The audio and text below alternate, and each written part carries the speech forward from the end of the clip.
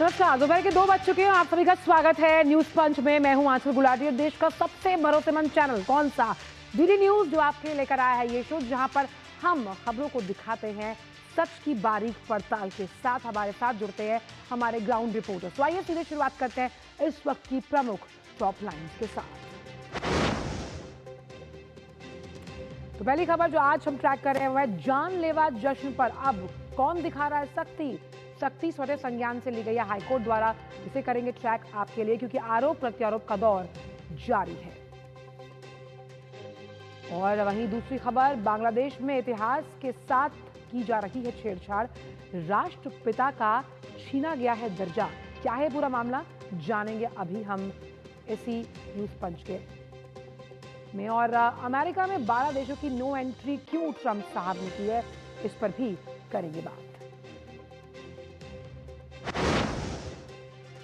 तो बात करते हैं कि किस तरह से, जिस खबर को हम सुबह भी ट्रैक कर रहे थे, आरसीबी ने 18 साल बाद जश्न मनाया, लेकिन ये जश्न मातम में तब्दील हुआ और ये जानलेवा साबित हुआ। अब क्योंकि ये जानलेवा साबित हुआ, हाईकोर्ट ने इस पूरे मामले का स्वतः संज्ञान लेते हुए अभी आज 2:30 बजे सुनवाई है। और इस बीच हमने देखा कि आरोप प्रत्यारोप का दौर लगातार जारी है, क्योंकि सिद्धारमैया सरकार अपना पल्ला झाड़ रही है। वो साफ तौर पर कर रही है कि इस तरह की घटनाएं होना बहुत आम बात है, जबकि बीजेपी लगातार इसे प्रशासनिक चूक बता रही है, स्टेट मैन्युफैक्चर्ड फेलियर है। आइए समझने की कोशिश करते हैं हम कुछ अहम ग्राफिक्स के जरिए कि आखिरकार ये पूरा मामला है क्या। तो जानलेवा जश्न जो कि मातम में तब्दील हुआ, इस पर अब हाईकोर्ट सख्त हो गया है, यानी कि हाईकोर्ट ने स्वतः संज्ञान लिया। और स्वतः संज्ञान लेने का मतलब ये है कि कहीं ना कहीं ये मामला पेचीदा है, और ये मामला जो है ये कई ऐसे राज है जिनसे पर्दा उठ सकता है। और बेंगलुरु भगदड़ मामले पर सुनवाई आज 2:30 बजे होने की आखिरकार क्या वजह रही, कौन जिम्मेदार है और क्यों एहतियातन तमाम कदम नहीं उठाए गए।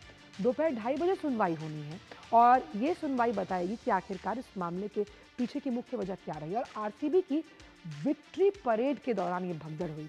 लोग बहुत खुश थे कि 18 साल बाद इस खुशी को लोग मनाना चाहते थे, लेकिन वो मनाना रोने में तब्दील हो गया, क्योंकि भगदड़ में जो वो स्टैम्पीड वहाँ पर हुआ, क्योंकि व्यवस्थाएं ठीक नहीं थी, 11 लोगों को अपनी जान से हाथ धोना पड़ा।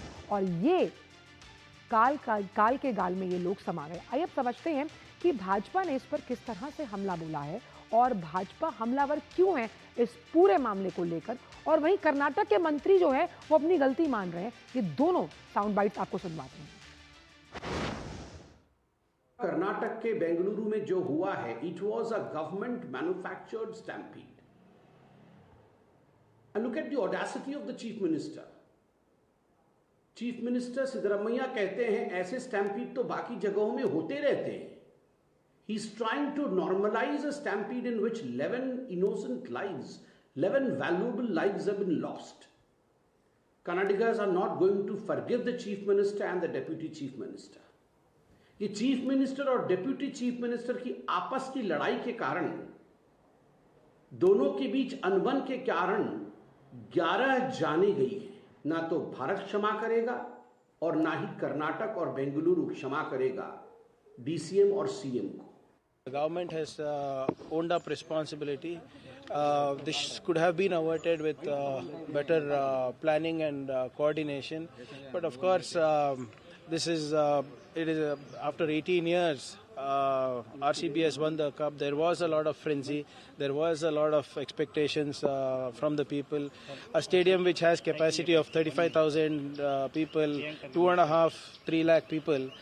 Poured out onto the streets. Although we did all the best we could, we were unable to manage the crowd. We were unable to manage the crowd. खुद कर्नाटक के मंत्री ये मान रहे हैं। तो हादसे की मुख्य वजह अपर्याप्त तैयारी ठीक से की ही नहीं गई और भीड़ का आकलन नहीं किया गया। स्टेडियम और विधानसभा के पास एक साथ सुरक्षा देना मुश्किल था, नामुमकिन नहीं था अगर प्लानिंग की होती तो। भीड़ नियंत्रण करने के लिए लाठीचार्ज किया गया। आप समझिए, जिसकी वजह से ये पूरी स्थिति बिगड़ गई। सुरक्षा की जगह जश्न का प्रचार, यानी जश्न के प्रचार में लोग इतना डूब गए, इतना इंटॉक्सिकेटेड हो गए कि लोगों ने सुरक्षा का ध्यान ही नहीं रखा, जो वहां का पुलिस प्रशासन था। और भीड़ का सही आंकड़ा आप खुद सोचिए, वहां के नेता ये बात मान रहे कि 35,000 की क्षमता, पात्र आपका इतना छोटा सा, आप उसमें लगातार डाल रहे हैं पानी और वो ओवरफ्लो हो गया, यानी 3 लाख से ज्यादा लोग वहां पहुंच गए और भीड़ यानी क्राउड कंट्रोल मैनेजमेंट था ही नहीं। जब क्राउड मैनेजमेंट आपके पास था ही नहीं तो आपकी तैयारी पुख्ता क्यों नहीं थी? इस पर बात करने के लिए 2 अलग अलग रिपोर्टर्स हमारे साथ जुड़ेंगे और हम 2 अलग मुख्तलिफ पहलुओं पर बात करेंगे। सबसे पहले शैलेंद्र, आपके पास आना चाहूंगी। सवाल यहाँ पर यह है कि अगर आपकी तैयारी पूरी नहीं होती तो हम तो एग्जाम भी नहीं देते, और यहाँ पर भीड़ के मैनेजमेंट का सवाल था। 35,000 के आसपास के लोग वहां पर जा सकते थे और 3 लाख से ज्यादा लोग पहुंच गए। कोई क्राउड मैनेजमेंट नहीं, लेकिन फिर भी ठीकरा फोड़ा जा रहा है एक दूसरे पर। देखिए, इसमें गंभीर बात यह है कि किस तरह से रवैया रहा है कर्नाटक सरकार का। जो बयान आया सिद्धारमैया का कि इस तरह की घटनाएं होती रहती हैं, वो बहुत असंवेदनशील था और बीजेपी ने उस पर सवाल उठाया। और दूसरी बात यह है कि जब 35,000 की क्षमता थी, तो जब लाखों की भीड़ आ रही थी, तो इसका संज्ञान क्यों नहीं लिया गया कि सुरक्षा पर ध्यान दिया जाए। और बीजेपी जो कह रही है कि ये बहुत ही एक तरह से चिंताजनक है और दिखाता है कि कितनी असंवेदनशील वहां का प्रशासन हो गया था, कि जब ये घटना हुई और लोग भगदड़ में कुचले गए और लोग घायल हुए, हम जानते हैं कि 11 लोगों को मौत का शिकार होना पड़ा, तब भी ये जो कार्यक्रम है, जो जश्न है, वो अंदर चलता रहा। और इसको लेकर हम देख रहे हैं कि बहुत नाराजगी जताई जा रही है और हम जानते हैं कि हाईकोर्ट ने भी अब संज्ञान लिया है। तो बीजेपी का ये कहना है कि कर्नाटक की जो कांग्रेस की सरकार है, सिद्धारमैया की सरकार है, वो ये बताए कि उसने क्या कुछ इंतजाम किया था, किसके कहने पर यह जश्न हुआ था, अनुमति नहीं ली गई तो फिर इतनी भीड़ कैसे आई जब पुलिस ने अनुमति नहीं दी, और क्या सिद्धारमैया और डीके शिवकुमार का जो आंतरिक एक मतभेद है और एक दूसरे को खिलाफ जो तरह से देखे तनातनी रहती है डिप्टी सीएम और सीएम के बीच जो आंतरिक लड़ाई है, उसका नतीजा है। ये भी अब बीजेपी आरोप लगा रही। तो अब कांग्रेस की जो कर्नाटक सरकार है, उसकी असंवेदनशीलता पर बीजेपी प्रहार कर रही है और इस्तीफे की मांग कर रही है कर्नाटक के सरकार के मुखिया से। गौरव, क्योंकि आप स्पोर्ट्स को बहुत करीब से कवर करते हैं और इस तरह से हम जानते हैं कि क्रिकेट प्रेमी जो हैं उनको अपने खिलाड़ियों को देखने की चाह होती है, खासतौर पर जिस तरह से आरसीबी ने ये कप 18 साल बाद उठाया। लेकिन सवाल मेरा यहाँ पर ये है कि तैयारियां क्योंकि पुख्ता नहीं थी, बीसीसीआई का इसमें क्या कहना है कि किस तरह से जब ये मामला सामने आया और 11 लोगों को अपनी जान से हाथ धोना पड़ा? बिल्कुल आंचल, अगर देखा जाए तो एक ये बड़ा मौका था। बड़ा मौका इसलिए भी था क्योंकि आरसीबी ने जीता। हम शुरुआत से सभी लोग यही कह रहे थे कि ये जीत जो है केवल आरसीबी की नहीं है, ये जीत जो है वो केवल विराट कोहली की नहीं है, बल्कि ये जीत उन फैंस की है जिन्होंने इतना लंबा जो है इंतज़ार किया। तो जब इस तरह की बातें और विराट कोहली के जो आंसू थे जो वो मैदान पर चल के, तो ये सब जो बातें थी वो कहीं ना कहीं जो क्रिकेट के फैंस होते ना वो बहुत दिल से लगाते हैं। और जब अमूमन इस तरह की जब उनके सामने तस्वीरें आती हैं कि जब आपके अपने चहेते खिलाड़ी जो हैं वो आपके सामने होंगे, उन्हें देखने का आपको मौका होगा, तो फिर वो जो कहना चाहिए कि जो भावनाएं होती है ना वो बहुत ज्यादा हावी हो जाती हैं आपके जश्न के ऊपर। तो ठीक वही तस्वीर जो है वो यहाँ पर भी देखने को मिली। हम जानते हैं कि बेंगलुरु का जो चिन्नास्वामी स्टेडियम है उसकी क्षमता जो है वो 35,000 है। इससे पहले मैं आपको बता दूं कि जब विक्ट्री परेड जब भारतीय टीम ने T20 का वर्ल्ड कप जीता था जो मुंबई में निकाली थी, वहाँ की भी जो क्षमता है वहाँ भी 50,000 से ज़्यादा की क्षमता नहीं थी, लेकिन वहाँ पर भी बहुत भारी संख्या में कहना चाहिए कि वो पूरा एरिया जो वानखेड़े स्टेडियम का था वो भी पूरा जैम पैक्ड हुआ था। लेकिन अंतर क्या था? अंतर ये था कि वो 2 या 3 दिन के बाद हुआ था। उसके लिए प्रॉपर जो होते हैं बंदोबस्त किए जाते हैं वो पूरी तरीके से हो सके थे। लेकिन यहाँ पे आप एक दिन पहले जीतते हैं और अगले दिन इस तरह का जो है वो आप आयोजन रख देते हैं। और पहले विक्ट्री परेड थी और इस बात को हमें नहीं भूलना चाहिए कि बेंगलुरु पुलिस ने विक्ट्री परेड को जो है वो मना किया था। तो ये केवल एक सम्मान समारोह था जिसमें स्टेडियम के अंदर जाकर के लोगों को और जब इस तरह के सम्मान समारोह होते हैं तो इसमें ये बातें बेमानी हो जाती है कि किसी का टिकट है या कुछ नहीं, क्योंकि बहुत संख्या में भारी संख्या में फैंस होते हैं वो शुरुआत से आ जाते हैं। बिल्कुल गौरव, बेंगलुरु की भगदड़ पर आरसीबी का बयान भी सामने आया और यहाँ पर एक बीमारी जिससे ग्रसित मुझे लगता है इस तरह के आयोजन हमेशा रहते हैं, वो है वीवीआईपी कल्चर को सपोर्ट करना। इसे किस तरह से आप देखते हैं? क्योंकि क्रिकेट प्रेम जो है वो सर चढ़कर बोलता है, खासतौर पर आईपीएल का खुमार, खासतौर पर अगर भारतीय फैंस की बात की जाए तो बहुत ज्यादा होता है। देखिए, बिल्कुल वही बात है कि जब ये घटना हो गई तो उसके बाद बीसीसीआई का बयान आ जाता है कि उन्होंने इस तरह का कोई आयोजन नहीं रखा था। अभी हमने सुना कि आईपीएल के जो चेयरमैन थे अरुण धूमल, उन्होंने कहा कि इस तरह का कोई जश्न मनाया जाता है, इस बात की उन्हें कोई जानकारी नहीं है। तो फिर बात फंसती है कि आप सरकार जो है वो आयोजकों पर डालेगी, आयोजक जो है वो प्रशासन पर डालेंगे, और इस कहना चाहिए कि एक दूसरे के ऊपर आरोप प्रत्यारोप के पीछे जिन परिवारों ने अपनी जिंदगी खोई है, वो परिवार जो है वो कहीं ना कहीं फंसते हुए नजर आएंगे। तो कौन होगा आखिरकार इसका जिम्मेदार? किसी को तो आगे आकर के इसकी जिम्मेदारी लेनी होगी, क्योंकि इस तरह के जो आयोजन होते हैं इसमें आपको तमाम बातों का ध्यान रखना होता है। आप जानते हैं कि विराट कोहली जिस तरह की शख्सियत है, उनको देखने के लिए जब इतने कहना चाहिए कि एक जुनून है लोगों के अंदर कि विराट कोहली वो उनको सामने से वो देख पाए, उनके एक झलक को वो देख पाए। और जो स्टेडियम्स होते हैं उनकी क्षमता जो होती है वो बहुत ज़्यादा नहीं होती। हमने खुद देखा किस तरह से तस्वीरों में कि लोग जो है वो पेड़ों पे थे, कई छतों पे बहुत सारे लोग थे। तो अलग अलग तरीके से जो खबरें थी वो सामने आ रही थी कि भारी संख्या में मेट्रोज में हम देख रहे थे कि किस तरह से भीड़ जो है वो हो जा रही थी। जिम्मेदारी किसी को तो लेनी होगी। शैलेंद्र, आपसे मैं ये भी जानना चाहूंगी, क्योंकि एक रस्साकशी है, टग ऑफ वॉर है, कि जिस तरह से आप दूसरे का आरोप एक दूसरे पर मढ़ रहे हैं, लेकिन यहाँ पर अब क्योंकि कोर्ट ने स्वतः संज्ञान लिया है, आगे की राह क्या हो सकती है? क्योंकि जिन 11 लोगों ने अपनी जान गंवाई है उसके लिए आपकी जवाबदेही बनती है, क्योंकि ये आपके स्टेट में हुआ है। देखिए, निश्चित तौर पर हाईकोर्ट ने संज्ञान लिया है, चूंकि जब इस तरह की खबरें आ रही हैं कि बेंगलुरु पुलिस ने इजाजत नहीं दी थी, तो फिर इतनी भीड़ कैसे आई, और क्या इस बात की आशंका थी कि ज्यादा भीड़ आएगी, तो फिर उसको लेकर क्या एहतियाती उपाय किए गए थे? आयोजन किसने किया था? जब बीसीसीआई और आईपीएल ने कह रही है कि उसने एक सम्मान समारोह से आगे एक तरह से देखें तो बात नहीं हुई थी, तो फिर ये विक्ट्री परेड करने का और इतनी भीड़ आ रही है, तो ये किसकी जिम्मेदारी है? क्योंकि जिस भी जगह पर कोई इस तरह का बड़ा समारोह होता है तो ये राज्य सरकार की जिम्मेदारी होती है कि वहां पर कानून व्यवस्था देखे, पर्याप्त सुरक्षा दे। जहां इतने भी वीआईपी क्रिकेट के सुपरस्टार आ रहे हैं, कर्नाटक सरकार के तमाम मंत्री जा रहे हैं, तो ऐसे में वहां भीड़ आएगी। इस बात की तो संभावना थी, क्योंकि 18 साल बाद आरसीबी को आईपीएल का खिताब पहली बार मिला था। तो फिर ये जिम्मेदारी किसकी बनती है? शायद इन्हीं वजहों की वजह से हाई कोर्ट ने स्वतः संज्ञान लिया है, क्योंकि ये कोई छोटी और आम घटना नहीं है। आप देखें कि 11 लोगों ने अपनी जान गंवाई। एक चीफ मिनिस्टर की इतनी कैजुअल अप्रोच जो है कि ऐसा होता रहता है, ये बयान जिस तरह के संवैधानिक पद पर आप काबिज हैं, आपको शोभा नहीं देता। बहुत बहुत शुक्रिया आप दोनों का इन तमाम जानकारियों को साझा करने के लिए।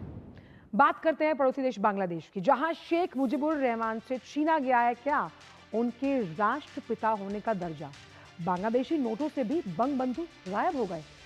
दहाई गई इतिहास से जुड़ी उनकी तमाम निशानियां, और ये कहा जा रहा है कि भाई उन्हें स्वतंत्रता सेनानी का दर्जा तो दिया ही हुआ है। वहीं हिंदू और बौद्ध मंदिरों की जो फोटो से सजी हुई नई करेंसी अब आ गई। आखिरकार क्या वजह रही कि राष्ट्रपिता का ये दर्जा उनसे छीना गया? और कहीं ना कहीं जो प्रेस सचिव हैं अभी अंतरिम सरकार के, उन्होंने ये बयान दिया आकर कि भाई हमने उनके स्वतंत्रता सेनानी होने के दर्जे को अभी बरकरार रखा है। तो अंतरिम सरकार ने कानून में एक बड़ा बदलाव किया और राष्ट्रपिता का दर्जा शेख मुजीबुर रहमान से छीन लिया गया, यानी कि उन्हें राष्ट्रपिता कहा जाता था और ये जो शब्द है उसे हटा लिया गया है। अब सिर्फ क्या है? अब सिर्फ स्वतंत्रता सेनानी के तौर पर शेख मुजीबुर रहमान बंगबंधु का जिक्र किया जाएगा। स्वतंत्रता संग्राम की नई परिभाषा बनाई गई, और ये जो नई परिभाषा है, नई परिपाटी है, उसमें मुजीब का नाम हटाकर संघर्ष को सिर्फ क्या माना गया? सैन्य रूप बताया गया। और एक अलग चीज यहाँ पर यह भी हुई कि भारत में ट्रेनिंग लेने वालों को भी सेनानी का दर्जा दिया गया। अंतरिम सरकार के इस कानून में यह बदलाव किया गया, राष्ट्रपिता के इस दर्जे को छीना गया बंगबंधु से, और साफ तौर पर यह कहा गया कि नए जो नोट, पहले तो करेंसी से उनकी तस्वीर भी हटाई गई, 1000, 50 और 20 टका नोट जारी किए गए, जिसमें से शेख मुजीबुर रहमान की तस्वीर को हटाया गया है। और अब वहां पर उनकी तस्वीर के बदले धार्मिक और ऐतिहासिक स्थलों की फोटो को चस्पा दिया गया, जैसे कि कंटाजी मंदिर, पहाड़पुर मठ, संसद भवन इसमें शामिल है। नए नोटों पर रॉयल बंगाल टाइगर का वाटरमार्क दिया। वाटरमार्क होता है नोटों पर, तो ये बताता है कि ये असली है या नकली। हालांकि अंतरिम सरकार का ये मानना है कि पुराने नोट जो हैं, ये तो नए नोटों पर नए रॉयल बंगाल टाइगर का वाटरमार्क रहेगा, लेकिन पुराने नोट भी जारी रहेंगे। इतिहास बदलने पर आतुर भी हैं यूनिस और अड़े भी हुए हैं। और आखिरकार क्यों 5 अगस्त 2024 को हसीना ने देश छोड़ा, शेख हसीना ने देश छोड़ दिया था, और इतिहास बदलने पर क्यों यूनिस अड़े हुए हैं ये हमें समझना होगा। ढाका में मुजीबुर रहमान की मूर्ति को तोड़ा गया, और यहाँ तक कि जो सरकारी छुट्टियां, या अंतिम सरकार के तमाम फैसले लिए गए, उन्हें भी रद्द कर दिया गया। करेंसी से तस्वीर गायब, किताबों के नाम बदले गए, और सबसे अहम यहाँ पर यह है कि आज़ादी के लिए ज़ियाउर रहमान को, जिस आज़ादी के लिए मुजीबुर रहमान लड़े, उसमें ज़ियाउर रहमान को ये श्रेय दिया गया। हालांकि जो प्रेस सचिव हैं उन्होंने ये भी कहा कि 1970 में 400 जो स्वतंत्रता सेनानी जिन्हें दर्जा दिया गया था, हमने उनसे भी कई दर्जे हटा लिए। और प्रसन्नजीत इस वक्त हमारे साथ जुड़े। प्रसन्नजीत, बंगबंधु से जो ये दर्जा छीना गया है, आखिरकार इसका राजनीतिक अभिप्राय है क्या?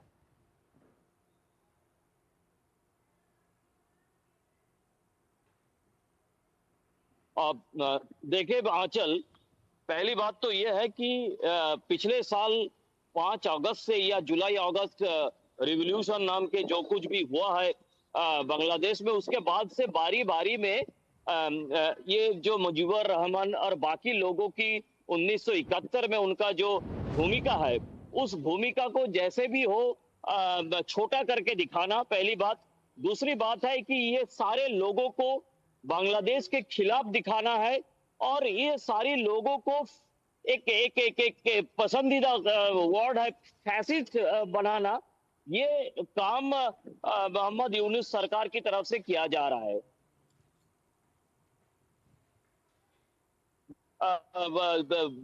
बंगबंधु मुजीबुर रहमान का तस्वीर हटाया गया, तभी सोचा गया था कि आगे जाके और कुछ कदम उठाया जाएगा, और उसमें यह कदम उठाया गया कि आखिर तक अगर मुजीबुर रहमान को बांग्लादेश में जाति का पिता मतलब फादर ऑफ द नेशन मानने से इनकार करते हैं, अगर ये बताया जाता है किसी सरकार की तरफ से बांग्लादेश में जो 1971 में जो लोग फ्रीडम फाइटिंग में हिस्सा लिए थे, उनका जो दर्जा है उसको दोबारा हम सोचेंगे, तो आप आंचल ये सोच सकती है कि जैसे हम पाकिस्तान को एक फेल्ड स्टेट कहते हैं, उसी दिशा में बांग्लादेश भी एक फेल्ड स्टेट और एक रोग कंट्री,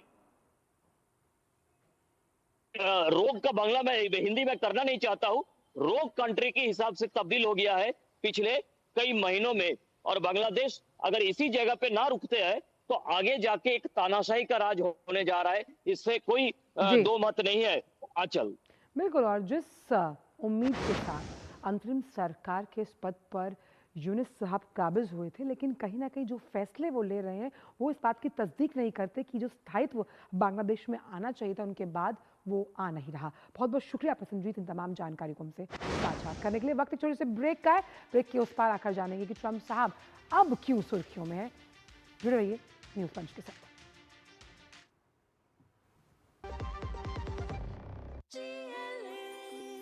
जो लक्ष्य चुना था समझ आने लगा है। GLA यूनिवर्सिटी, उच्च लक्ष्यों की निश्चित प्राप्ति। टाइम पे खा लेना और प्लीज बाइक धीरे चलाना जी। और ये तुम्हारी सेफ्टी के लिए। अरे एक बात तो रह गई। LIC ये हमारी सेफ्टी के लिए। दिल की सुनो, LIC चुनो। LIC हर पल आपके साथ। ब्रेक के बाद फिर का स्वागत, और बात करते हैं ट्रंप के ट्रैवल बैन 2.0 की। ये जब पहले कार्यकाल में आए थे तब भी कुछ ऐसा ही बैन लेकर आए थे। मुझे लगता है कि बैन करना उनका पसंदीदा शब्द है, और 12 देशों के नागरिकों के लिए उनकी गली में नो एंट्री हो चुकी है। इसका हवाला उन्होंने क्या दिया? उन्होंने कहा कि आतंकी खतरा हो सकता है, इसीलिए 7 देशों पर आंशिक पाबंदी लगाई है। अगर हम उनके पुराने कार्यकाल को देखें तब भी इसी तरह के कुछ देशों पर ट्रैवल बैन लगाया गया था, और जब वो चुनाव लड़ने आए थे तब भी उन्होंने चुनाव लड़ने के वक्त ऐसा वायदा किया था अपने देशवासियों को। तो राष्ट्रीय सुरक्षा के नाम पर ये कड़ा कदम उठाया गया, क्योंकि अमेरिका ने कई देशों के लिए अपने दरवाजे को बंद कर दिया है। और ट्रंप का नया फरमान लागू कब से होने वाला है? 9 जून से ये पाबंदी लागू होगी और वजह बताई जा रही है आतंकी खतरा, कि उनके देश को आतंकी खतरा हो सकता है इन कुछ मुल्कों से, और इसीलिए कई वीज़ा कैटेगरीज जो हैं उन पर रोक लगाई गई है। खास तौर पर इमिग्रेंट वीज़ा के साथ नॉन इमिग्रेंट के जो वीज़ा हैं उनकी कैटेगरी पर ये रोक लागू है, जिसमें B1 यानी अगर आप बिजनेस करने जा रहे हैं इन देशों से उस पर रोक, B2 यानी कि पर्यटन, और F यानी स्टूडेंट, ये 3 तरह के वीज़ा शामिल है, जिसमें M जो वीज़ा है वो वोकेशनल है, यानी उसको M वीज़ा पे अगर जाते हैं, और J वीज़ा होता है आपका एक्सचेंज प्रोग्राम, और ये लागू है उन तमाम 12 देशों पर जिनकी नागरिकों की नो एंट्री है। कहाँ पर? अमेरिका में। आइए उन देशों के नाम भी आपको बता दें कि आखिरकार वो कौन से ऐसे देश हैं। तो अफगानिस्तान, म्यांमार, ईरान, ये 3 देश, उसके बाद लीबिया, सोमालिया, सूडान, इन देशों के लोग जो तमाम मैंने आपको अलग अलग नाम बताए उस वीज़ा की कैटेगरी के तहत यहाँ पर अब सफ़र नहीं कर पाएंगे। इक्वेटोरियल गिनी, एरिट्रिया, हेती, और इसके बाद ये तमाम जो देश हैं इनसे कहीं ना कहीं खतरा है अमेरिका को। और आइए अब सुनते हैं कि ट्रंप ने क्या कुछ कहा, कि ट्रंप का साफ संदेश क्या था कि बिना जांचे विदेशी नागरिक जो हैं वो यहाँ क्यों नहीं आ सकते। आइए सुनते हैं क्या कहा ट्रंप साहब ने। The recent terror attack in Boulder, Colorado, has underscored the extreme dangers posed to our country by the entry of foreign nationals who are not properly vetted, as well as those who come here as temporary visitors and overstay their visas. We don't want them. That is why today I am signing a new executive order placing travel restrictions on countries including Yemen, Somalia, Haiti, Libya, and numerous others. The strength of the restrictions we're applying depends on the severity of the threat posed, but we will not allow people to enter our country who wish to do us harm, and nothing will stop us from keeping America safe. Making America great again by making America safe. और वहीं Trump का ban 2.0, मैंने जैसे आपको पहले बताया कि जो पिछला कार्यकाल था वहाँ तब भी वो ऐसा कर चुके हैं। तो विवाद, विरोध और कानूनी चुनौती की आशंका है, ये आशंका है, ये चुनौती है, और ट्रंप पहले भी लगा चुके हैं ये बैन, मुस्लिम बैन, और 2018 में सुप्रीम कोर्ट ने मंजूरी दी थी। इसी पर बात करने के लिए हमारे साथ हमारी सहयोगी जेसिका भी जुड़ेंगी। तो जेसिका, पहला सवाल मेरा यही है कि ट्रंप साहब ने जो ये बैन 2.0 लगाया है और कई मुख्तलिफ वजह इनकी दी हैं, क्या असर पड़ेगा इसका अमेरिकी जनता पर? देखिए, जैसे कि आपने डोनाल्ड ट्रंप का वो वीडियो देखा जो उन्होंने पोस्ट किया था कल, जब उन्होंने ये डिसीजन अनाउंस किया एक ट्रैवल बैन होगा 12 देशों पे। उन देशों का नाम आपने लिया, उनमें से अफ़गानिस्तान, म्यांमार और ईरान जैसे देश भी शामिल हैं। और अफ़गानिस्तान की अगर बात की जाए तो जिस तरीके से 2 दशक जो अमेरिकन फोर्सेस अफ़गानिस्तान में थे, जब वो वहाँ से चले गए 2021 में, तो तब कहा जा रहा था कि करीबन जो अफ़गान नेशनल्स हैं जिन्होंने काम किया था अमेरिकी फोर्सेस के साथ, उनके वीज़ाज़ भी जो थे पेंडिंग थे काफ़ी समय तक, वो भी अब मुश्किल में पड़ सकते हैं। अफ़गानिस्तान के अलावा भी दूसरे देशों के बारे में बात की जाए तो ईरान से भी जो कहते हैं अमेरिका की अभी बातचीत चल रही है न्यूक्लियर डील पे भी। और ये जो मुस्लिम ट्रैवल बैन है, जैसे कि आपने बताया, ये पहले भी डोनाल्ड ट्रंप की सरकार ने अपने पहले क्या कहते हैं प्रेसिडेंसी में इसको लेकर आए थे। और आपको याद होगा कि जब जो बाइडेन 2020 में राष्ट्रपति बने अमेरिका के, 2021 में इस लॉ को रिपील भी किया गया था, और तब ये कहा गया था कि ये ह्यूमन राइट्स वायलेशंस के तहत भी देखा जा सकता है। लेकिन फ़िलहाल अमेरिकी सरकार डोनाल्ड ट्रंप के साथ इस बात पर अड़ी है कि जिस तरीके से अटैक्स हो रहे हैं अमेरिका में, और एक इजराइल गाज़ा को लेकर भी एंटी सेमिटिक जो सेंटिमेंट्स देखने को मिले हैं, इस वजह से डोनाल्ड ट्रंप की सरकार ने ये डिसीजन लिया कि ये ट्रैवल बैन दोबारा से आना चाहिए। बिल्कुल, और उन्होंने ये भी साफ तौर पर इशारा कि कुछ और देश भी इस फहरिस्त में जोड़े जा सकते हैं। बहुत बहुत शुक्रिया जेसिका इन तमाम जानकारी को हमसे साझा करने के लिए। और अब बात करते हैं कुछ अन्य खबरों की, जहां देश भर में विकसित कृषि संकल्प अभियान जारी है, और इसी के तहत कृषि मंत्री शिवराज सिंह चौहान पटियाला पहुंचे। पटियाला के राजपुरा में उन्होंने किसान चौपाल में किसानों से संवाद किया, ट्रैक्टर भी चलाया। उन्होंने कहा कि चौपाल में किसानों के साथ बैठकर सीधी बात होगी। इस दौरान कृषि मंत्री ने खेती में नए शोध, नई तकनीक के इस्तेमाल को लेकर किसानों से चर्चा की। कृषि मंत्री ने कहा, नई तकनीक के प्रयोग से बुआई से पानी की बचत, लागत कम होगी, मुनाफा बढ़ेगा।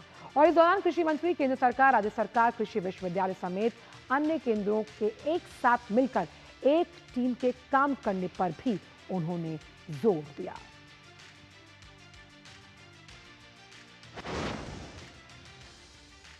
के भंडार भरे हैं, हम दुनिया में भी एक्सपोर्ट करने की स्थिति में है, लेकिन कृषि क्षेत्र में सुधार और किसानों को और कैसे लाभ मिल सके ये प्रयत्न करना आवश्यक है। इसलिए विकसित कृषि संकल्प अभियान के तहत हमारा मंत्र है, एक देश, एक कृषि, एक team, one country, one agriculture, one team. और वन टीम का मतलब है केंद्र सरकार, राज्य सरकार, वैज्ञानिक, साइंटिस्ट, केवीके, उन्नतशील किसान, एग्रीकल्चर यूनिवर्सिटी। तो पूरे देश में मिलकर सब निकल रहे हैं ताकि गांव-गांव किसानों के बीच में जाएं और किसानों को नए शोध, रिसर्च उनसे अवगत कराएं और किसान जो तकलीफ महसूस कर रहा है वो सरकार और वैज्ञानिकों तक पहुंचे ताकि नए रिसर्च हो सकें, शोध हो सकें और कृषि के क्षेत्र में नीति बनाते समय इन चीजों का ध्यान रखा जाए। तो पंजाब यानी वीट बास्केट ऑफ इंडिया, जहां पर एक कृषि संकल्प जारी किया गया ताकि किसान जो है, जो राष्ट्र का अन्नदाता है, वो खुश हो पाए। फिलहाल इस पंच में इतना ही। कल आपसे फिर मुलाकात होगी सुबह 10:30 बजे। दीजिए इजाजत, नमस्कार।